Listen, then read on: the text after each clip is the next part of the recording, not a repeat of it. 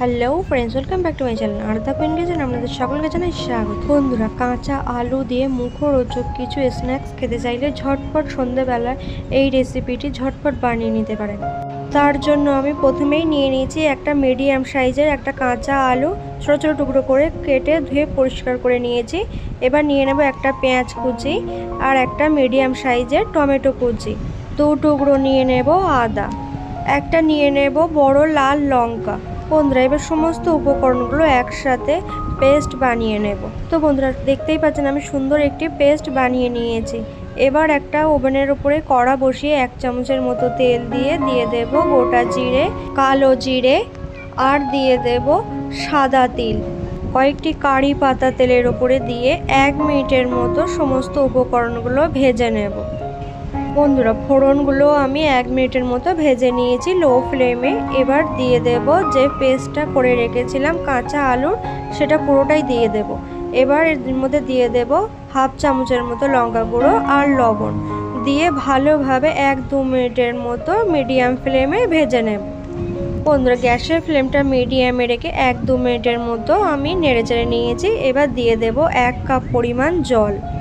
বন্ধুরা, জলটাকে মিশিয়ে নিয়ে এবার এর মধ্যে দিয়ে দেব 1/2 কাপ পরিমাণ সুজি। বন্ধুরা, গ্যাসের ফ্লেমটা লোতে রেখে দিয়ে আমি দিয়ে দিলাম 1/2 কাপ সুজি। এবার মিডিয়াম ফ্লেমে অনবরত সুজিটাকে নেড়ে চেড়ে একটা ডো বানিয়ে নেব।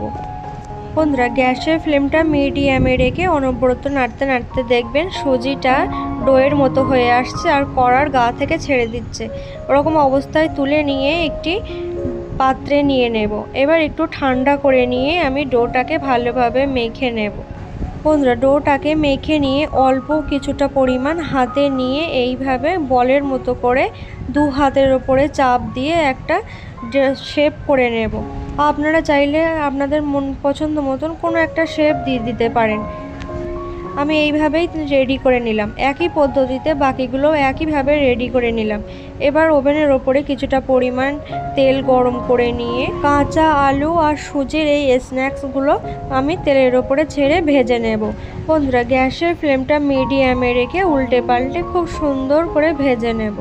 বন্ধুরা, দেখলেন তো, খুবই কম সময়ের মধ্যে চটজলদি এই স্ন্যাক্সটি বানিয়ে নিতে পারবেন খুবই সহজেই। সন্ধেবেলা চায়ের সাথে মুচমুচে কিছু খেতে চাইলে ঝটপট বানিয়ে নিতে পারেন। বন্ধুরা, আমি এগুলো খুব সুন্দর করে ভেজে নিয়েছি। এবার তেল ঝরিয়ে তুলে নেব। দেখুন বন্ধুরা, কতটা সুন্দর হয়েছে দেখতে, খেতেও কিন্তু খুবই মজাদার হয়ে থাকে। একবার বানালে বারবার বানাতে মন চাইবে, এতটাই টেস্টি। বন্ধুরা, চা বসিয়ে ঝটপট রেডি করে নিতে পারেন এই স্ন্যাক্সটি। ঘরে থাকা অল্প উপকরণে রেডি হয়ে যাবে এই মুখরোচক টেস্টি স্ন্যাক্সটি। তো বন্ধুরা, আমার এই স্ন্যাক্সটি আপনাদের কেমন লাগলো অবশ্যই কমেন্ট করে জানাবেন। ভালো লাগলে লাইক শেয়ার করতে ভুলবেন না। আর অবশ্যই আমার চ্যানেলটিকে সাবস্ক্রাইব করে রাখার অনুরোধ রইল। ধন্যবাদ বন্ধুরা।